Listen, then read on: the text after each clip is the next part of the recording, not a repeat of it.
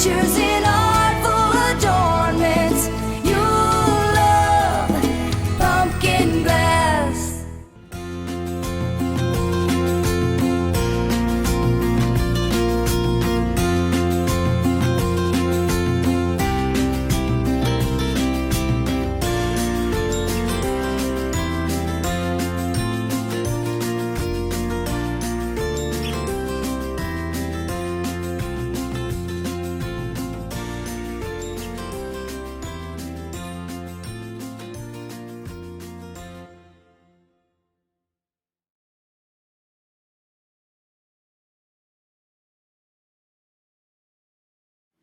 Hi, thank you for joining me for the It Takes Two bracelet tutorial.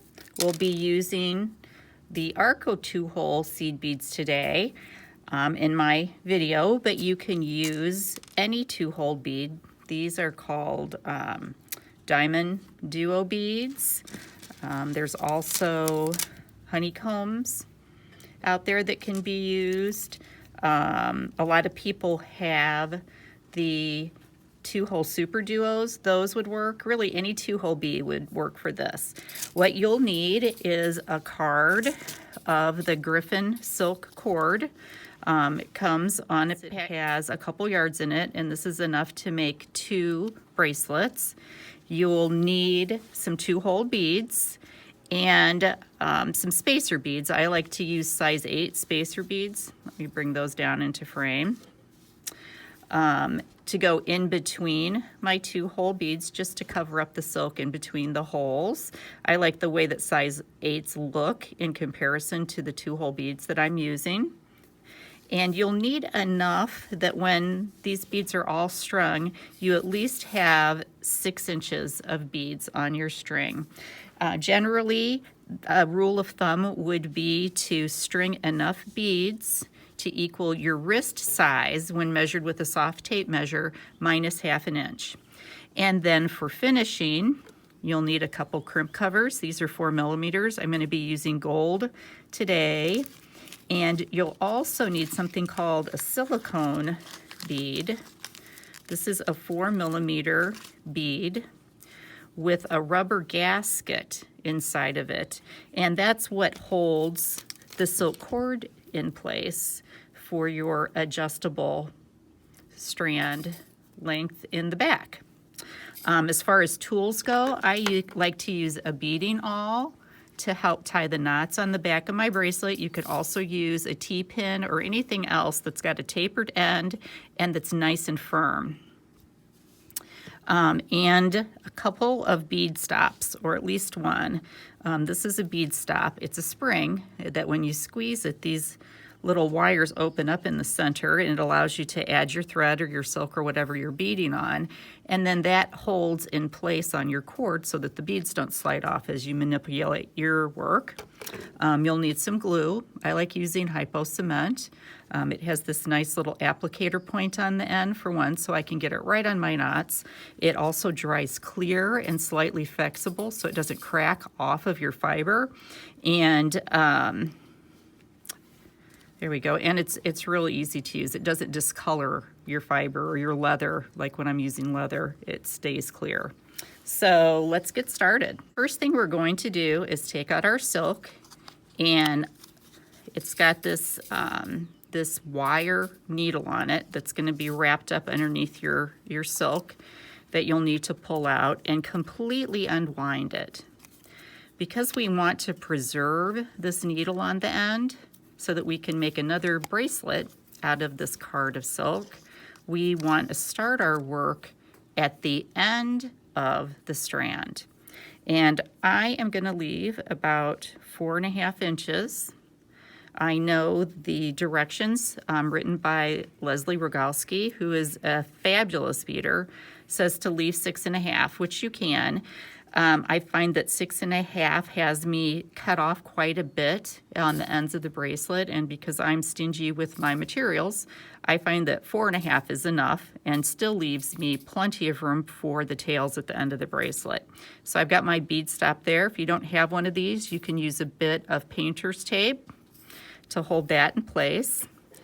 And I'm going to start off with some of my smaller beads. And you'll find right away that this needle is a little bit difficult to use because it's been wrapped up on that card. If you have a pair of flat nose pliers, you can kind of squeeze down the length of the needle while you use your fingers to manipulate and go against the bend that's already in the needle to straighten that out a bit, and that will make it a lot easier to use. If you have nylon jaw pliers, if you're a wire worker, those are also really handy, because I wouldn't hold on to the silk to grab and pull, because you don't want to risk tearing the needle through the silk. To hold on to the needle itself and pull it through your nylon pliers a couple times just to straighten those out. And now it's a lot easier to use. So I know I have plenty of Arcos here to make the length bracelet that I need, which is about 6 inches. But if I didn't have enough 2-hole beads, then I might want to put on more than one seed bead at the beginning. So I'm going to do that just to kind of show you how that's going to look. So I think I'm going to start with 4 small beads. Now, what direction I string these on in is going to determine how they look on the bracelet. Now, I could string them on all facing the same direction, and I'm going to want a seed bead between them to kind of fill that gap in, which will go on the top and the bottom.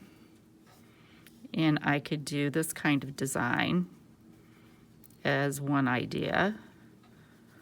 Or I could do it alternating colors within the design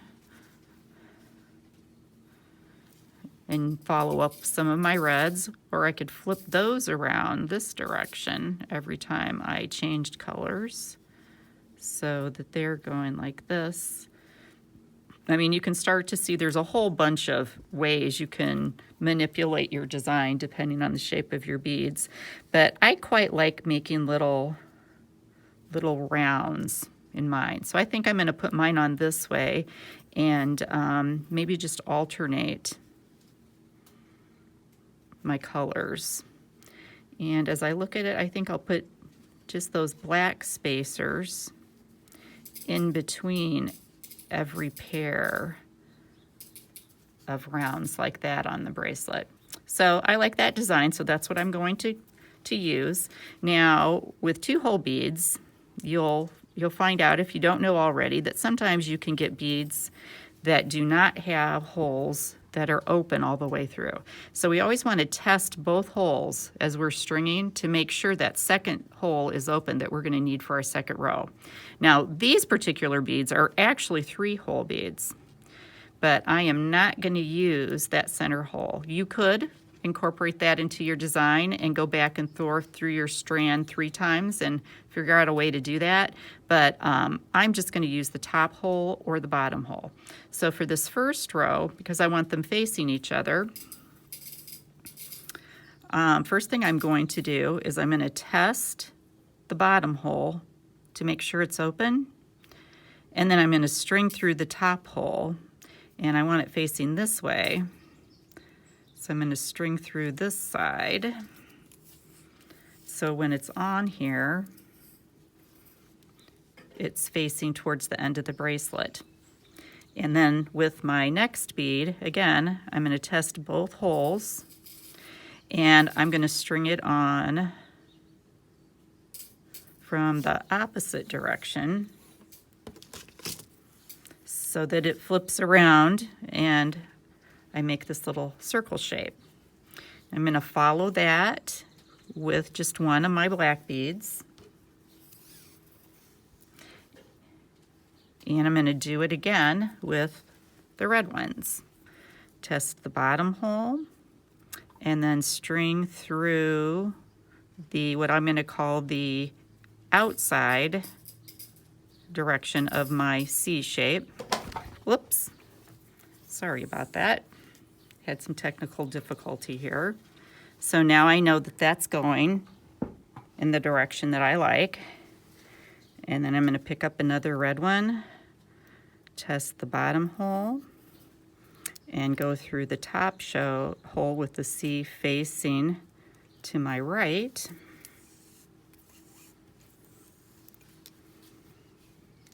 So that I have those facing in right next to each other, okay? And I'm going to continue to do that. I can, you know, alternate my colors any way I'd like to, or just keep going here. All right, and then this one goes this way. So I'm just kind of testing one hole quick while I string on the other one, and especially when I'm doing a pattern like this where everything is not facing the same direction, I like to side the beads all the way down after I string every set, so I'm sure that I have them facing the right way. If I'm using beads that aren't directional, then I generally will string 4 or 5 beads. Okay, see, I made a mistake there. Now this is what I want you to do to fix it. I don't want you to take your needle and go through the hole to remove that bead, because this strand, if you can see it, is plied. It's got a twist in it, and it's really 2 pieces of silk. And let me see if I can unwind it here a bit so you can see. See how those are 2 pieces hooked together? It's really easy to take that needle and poke it through those 2 pieces of silk. If you do that and you get tangled up, it's very difficult to undo because it gets snagged. So to fix a mistake, I want you to pull the silk out, not using the needle, until you get to the needle, and then just angle it however you need to so that the bead falls off. Okay, so let's restring this guy so it's facing the right direction. And then finish with the second half. All right, so I'm going to keep working in this way until my strand from the first bead that I put on to the last bead, which I want to end the same way I started, measures half an inch less than my wrist size, which in this case will make it 6 inches. Hi everybody, I'm back, and I have 6 inches of beads now strung for my bracelet. I've ended with 4 beads here at the end so that I match the beginning of my bracelet. If it would have turned out that I was just a little bit shy, but not so shy that I needed a repeat of an Arco set, I could have added a couple more beads here and then taken the spring off at the beginning of the bracelet and added on a large eye needle, and then added a couple beads here back at the beginning and scooched them down a bit and put the spring back on. So that's what's nice about leaving this open and not doing the finish work on your bracelet until you're completely done. That way you can adjust the beginning to match your ending. So now that I've got 6.5 inch wrist size bracelet with 6 inches of beads, there, I've got it out right. I need to mark 4.5 inches on this end so that I've got the same tail that I started with, and I need to do the second row. So I'm going to mark that 4.5 inches with my thumb and my first finger there, and bring my cord around so that I've got another 4.5 inch tail to work the second strand. I'm going to hold them together, take my second bead stop or a piece of painter's tape, and hook those 2 together so that I can continue to keep my 2 strands of 4.5 inches at this end, and my needle is now ready to point back the other direction to go through the holes that I haven't used. Now, I get tangled up when I stitch. Generally, if I don't put all of these beads and strings that I'm not using in my hand. So I like to put the bracelet in my hand and then bring it around over my first finger so that as I'm beading, I can pinch the bead I'm going through with my thumb and my first finger to hold it still to go through it. So now I'm ready to start adding beads for my second strand. Since I've ended with 4 beads here, I'm going to pick up another 4 beads for this side of the bracelet before I go through the unused hole in the last bead that I have strung. And you have to kind of be careful as you pull this first one up so you don't get tangled in your bead stop. But there we go. Now I've got this end of the bracelet to match my first end. I'm going to go ahead and needle through the open hole in the next bead. And then I'm simply going to plug in the seed beads that are missing on this side to make this second pass on the bracelet match the first one. So I'm going to keep this together while I pull that up. That keeps my tension. And I'm just watching to make sure I don't skip anything by going through the bead that's flipped forward and skip the one that's flipped back. So just make sure as you work that you pick up the seed beads you need, and these on this bracelet line right up. So I can go through a couple at a time. I wouldn't try going through more than 2 at a time, or your needle kind of gets caught and you have to pull so hard you kind of mess up your needle. But now this is getting a little bit longer as I'm working, so I'm going to let that fall in my hand as I pull what was formerly in my hand up around my index finger to continue working down the length of the bracelet. Whoops. And you can go through just one of these holes at a time, but if you're having trouble with that. So you need a black bead. Go through the next one.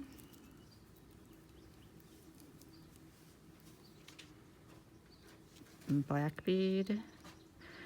And this is what I meant by checking the holes first. If we hadn't checked these second holes we were working, putting them on to begin with, we would have found one hole that had some debris in it from the manufacturing process and it wasn't open. Sometimes you can take a pin and kind of poke out whatever little bits of glass are in there, but other times you can't without breaking the bead. You would have to take your stop bead off back here at the beginning and take all the beads off to that point, replace that bead with one that did have an open hole, and then, oh, look what I did. I just picked up 2 seed beads because I'm talking, so let's back that out. But basically, you'd have to undo your bracelet to the point where you could get the offending bead off and substitute a new one, and then start your work forward from there. So as time-consuming as it may be to check the holes while you're beading, it is nowhere near as time-consuming as pulling your bracelet apart and starting over. So it's worth it to check them as you put them on.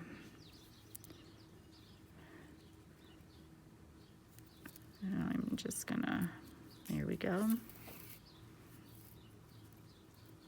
And I've just got 3 beads left here.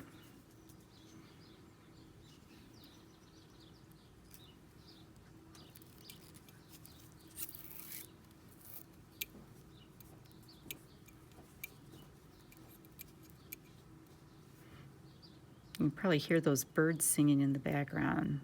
The birds, I can't remember the birds ever being as happy as they are this spring. So I'm glad somebody out there is happy and not cooped up in their house. The birds too seem to be enjoying it. All right. And the last bead goes on. Now I'm back at the beginning. And I started off with 4 seed beads, so I'm going to end. So I have a mirror image on the second strand with 4. Okay. So now I'm back at the beginning. I'm going to take my bead stop off here. And there's my bracelet. Now I want to make these strands even, so I made sure all my slack was pulled out. And I'm going to cut my silk off exactly the same length. And you can see why we started at the end of the bracelet, because now I have a piece of silk with the needle on the end that I can use for my next project. All right. So now we're going to tie an overhand knot here at the beginning and the end so that we can put the adjustable slide on the back. To do that, I'm going to hold both of these pieces of silk together as one strand. Let's say pretend they're one. And I'm going to wrap it around my index finger to make the loop. Hold where that loop crosses. Pull it off. And then bring those 2 pieces of silk through. And you can simply guide that down with your fingers to bring the knot right behind those beads. I think it's a little bit easier to leave that loop open and insert a beading awl or a pin and just simply yank that loop down right against the beads so that you know that it's going to end up there when it's knotted. And then I'm putting pressure on that knot with my thumbnail as I draw out this tapered end. And that draws up the slack while keeping the knot exactly in place where I put it. Okay, so I'm not adding any slack. And I'm going to do the same thing on this end of the bracelet. Wrap both pieces around my finger, pinch where the 2 cross to make the loop, go behind it with these 2 pieces, and I can even use my awl to help me pull those tails through. Place my awl in the loop and pull with this hand, pull the slack out while I push the awl down so that the awl falls directly behind my last bead. And I'm a little uneven here, so I'm going to pull it this way to center it. Push on that knot as I pull the slack out. And there we go. Now we need to insert both of these strands through the silicone lined bead here that's going to be our slide in the back. Now these first 2, I'm going to just use those together and put them in my big eye needle, or you may have a twisted large eye needle, just any needle that you can get your both silk threads through. And on this first side, I can needle through that bead and pull them both together through, and it's not too tough to do. Now on the second side, if I put both strands through my needle and go back through this bead with them together, that's equivalent to pulling, because it's going to be doubled through my needle, right? It's equivalent to pulling 4 more strands of silk at the same time through this, which is a little too much, and it stretches that silicone out so the bead isn't as tight. So instead of both at the same time on the second side, you want to do 1 strand at a time. So I'm going to thread 1 strand through my needle, and I also want to go back through this bead, not in the same direction as before so that all my strands come out together, but I want to go through the needle this way, so in the opposite direction. That's what allows my strands to cross each other because they're going two different directions so that I can more easily adjust it. So I'm going to run the opposite direction now through this hole, but I do not want to intersect in between the two strands that are already in there.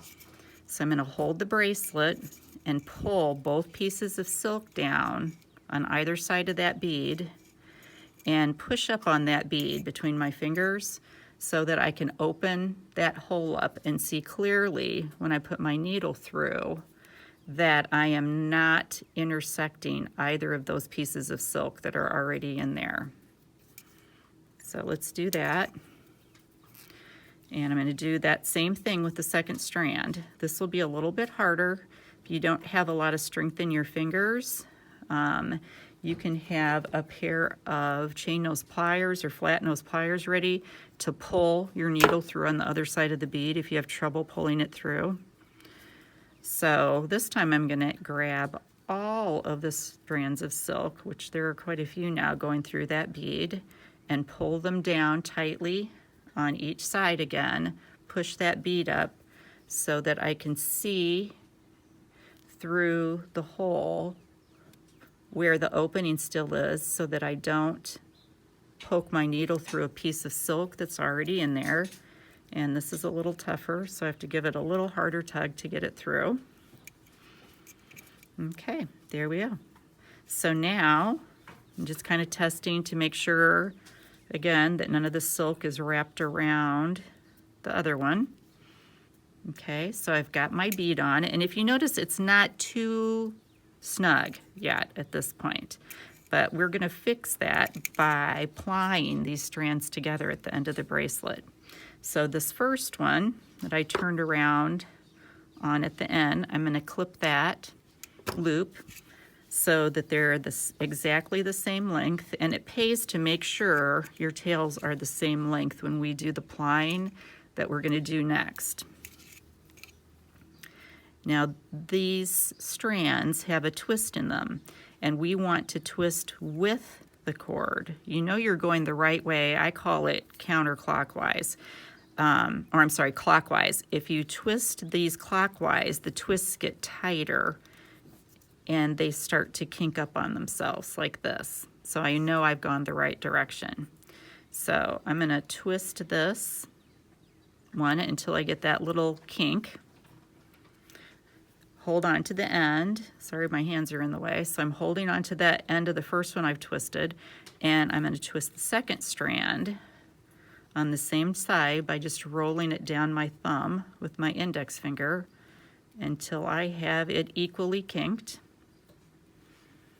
And I'm going to hold on to them while I line the tails up together. I know they're the same length, so that works. So my tails are aligned together here, and I'm going to pull them out straight and hold on to them while I twist in the opposite direction, which is counterclockwise.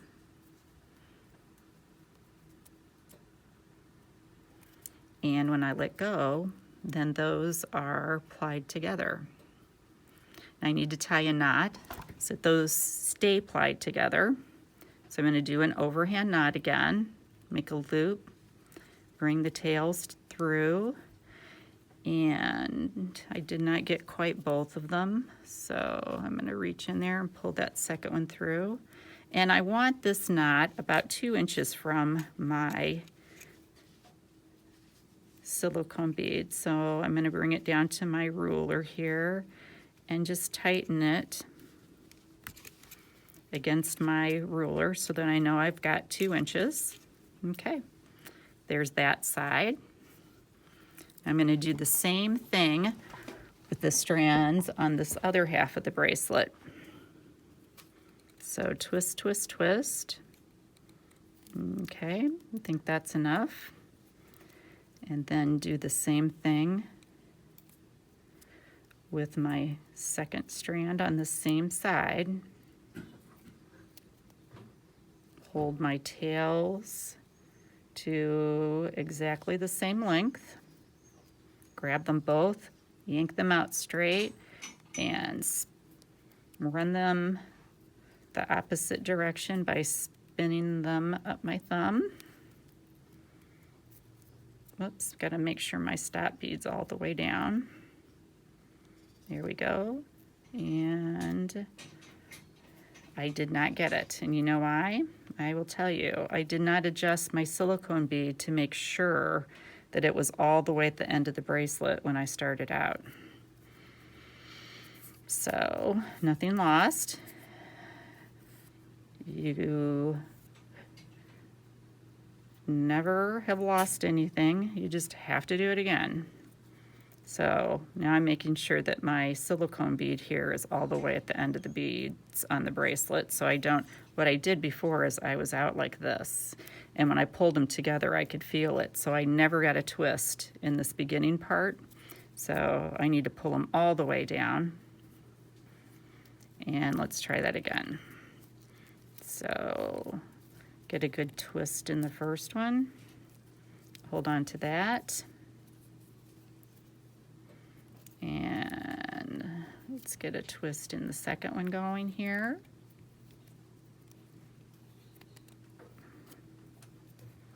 Okay, put my tails together, pull them out, and turn them in the opposite direction. And there we go. That's what we wanted. So I'm going to wrap it around my finger to make my overhand knot. I'm pinching and pulling that bead down, that knot down rather, to 2 inches. Okay, there we go. So I've got those 2 ends knotted, and pretty even.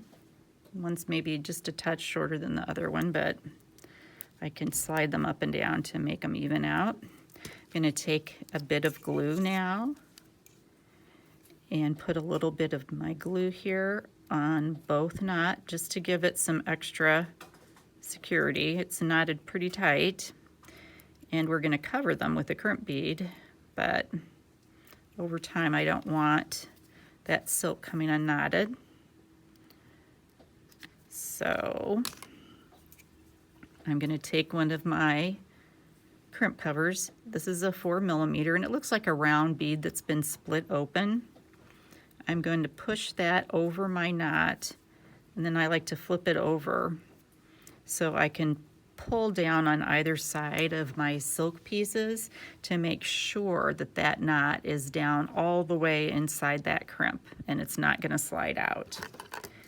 And I'm going to use some chain nose pliers, and I am going to squeeze, got some glue on my pliers here, sorry about that.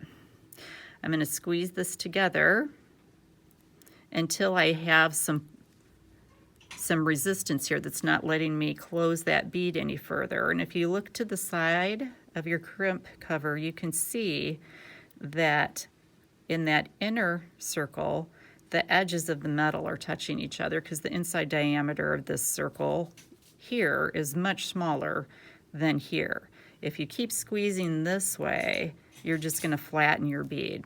So when it touches on the inside, you want to come to the top with your pliers and squeeze the sides down and together where that gap is to close it. And I'm a little uneven, so let me adjust that. Okay, so there we go, and that gives us some weight, if you can tell the difference between the two. Putting that cover on it makes it better finished look, but it also weights this tail down. If you can see, I don't know if you can for sure, in the way the video looks, it weights that down so it hangs a little better, so these aren't just kind of sticking out here in space. So let's do that on the second tail. I'm going to add my crimp cover, pull the silk down inside that cover, squeeze it together until the inside diameter meets. Now this one got a little bit higher on this side, so I'm going to just push that down to even them out and squeeze across the top of that slit so the sides come together. And I'm going to trim these off to probably about 3/8 of an inch. More than 1/8 and a tiny bit less than 1/4. Let me trim them so they're even. And then I like to use my nail and index finger just to kind of pull the ply out and give them a little bit of a mini tassel look here at the end of the bracelet. Just kind of rough that up a little bit. There.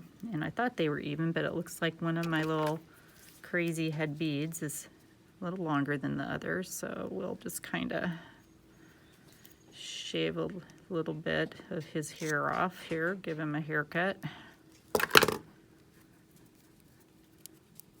Okay, and there you have the completed bracelet that's ready to be worn and stacked with some of your other completed pieces.